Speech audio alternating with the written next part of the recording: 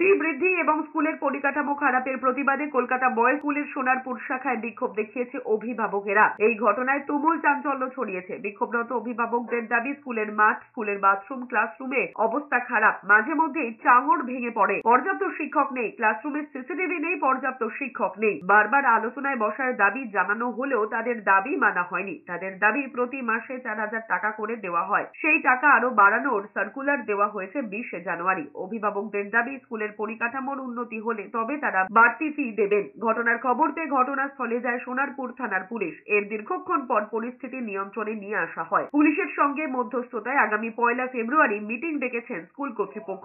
এই দিনে স্কুলের বেলেঘাটা শাখায় মিনি মেলা রয়েছে। এই পরিস্থিতিতে কিভাবে এই আলোচনা সম্ভব তা নিয়ে সন্দিহান অভিভাবকেরা। এ বিষয়ে স্কুল কর্তৃপক্ষের সঙ্গে যোগাযোগ করা হলে তারা কিছু বলতে চায়নি। বাচ্চা নিয়ে তো প্রবলেম আছে। বাচ্চারা দোতলার উপরে যখন ক্লাস করতো তখন বালি ঝরে পড়তো, ফ্যান ঘোরে না, বাচ্চারা হাওয়া পায় না, একটা ঠিকঠাক প্রপার বেঞ্চ নেই যে বাচ্চারা সেখানে গিয়ে বসে।